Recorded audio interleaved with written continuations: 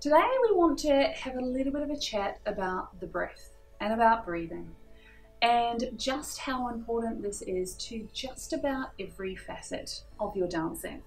I was talking to one of the girls yesterday about just how much it influences your flexibility, your core control, and anything that's going on in the hips or even in the lower leg.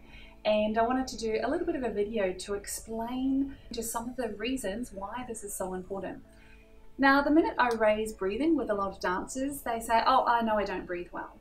And I say, "Well, have you done anything about that?" "Oh, no, I just don't breathe well." So there is definitely a lot we can do. It's just like any other element of your technique. With more information, more understanding of your own body, you can actually change it quite a bit. The questions that I usually ask are, have you ever had any asthma or any breathing issues? A huge number of people have. If they have been given an inhaler or something like that, I say, were you given any breathing exercises to help improve your function rather than just taking your inhaler? And about 90% of people say no. So this is something that I really want to work on, is getting more people understanding that yes, you can do exercises to improve your function. Also, I often ask, do you get hiccups often? So often if you're getting hiccups, your diaphragm is going into spasm and it's an indicator that something's not working right around that area. So today we're going to have a look at the rib cage and about just how important this breathing and the mechanism of breathing is to your flexibility and to your core control. So if we look at right here, we've got our ribs coming around. So we're attaching into our sternum, our breastbone at the front, then wrapping all the way around into the back. Now when we breathe, they should do this open and down and open and down. So your costovertebral joints, these joints down here, if you're breathing well, will get a little bit of mobilization all the time. This is super important in the mobility of this area of your back. A lot of people feel really stuck in here. They want to crack it or kind of click off to the side or struggle taking their arms up into fifth position due to restriction through here. Mobilization very, very gently with each breath really can open out the mobility through here and even into these little facet joints in the back. Then we have the muscles in between here, your intercostal muscles. So as you breathe, they should be assisting your respiration as well. If your rib cage doesn't move, then you're going to be very limited in your mobility, but it can also block off the sliding of your nerves.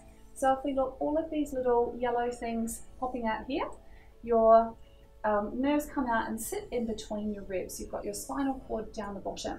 If this whole area is locked off, it's like there's a big clamp around your spinal cord, and this can result in lots of nerve tension issues down into the lower back, into the hips, and down into the legs.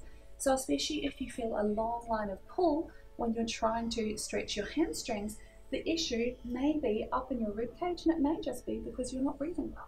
So this is an area that we really, really work on when we're trying to improve flexibility as a whole. The other really interesting thing that goes along with this is that you have something called your sympathetic trunk, which is an extra line of nerves that sit down here. So there's a very complex neural anatomy in here. But your sympathetic trunk is the nerves that control your heart rate, your breathing, and that general feeling of heightened anxiety or peace and calm.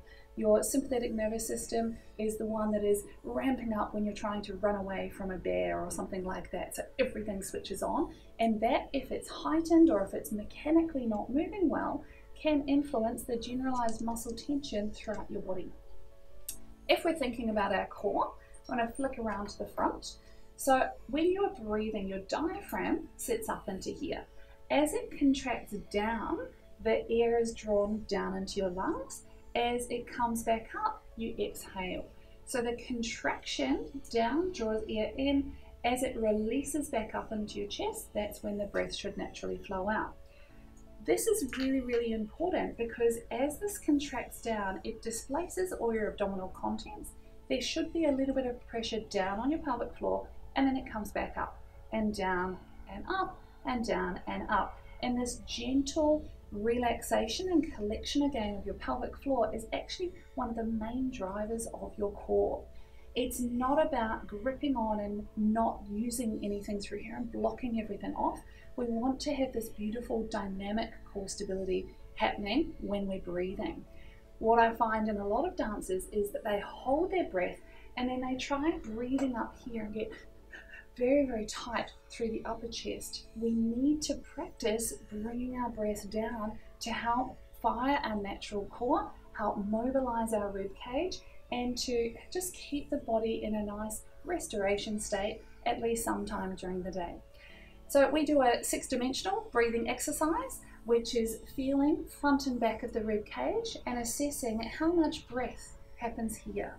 Having a feel around the sides, feeling how much breath goes sideways, feeling up and down and feeling how much play there is just in natural breathing down into your abdomen.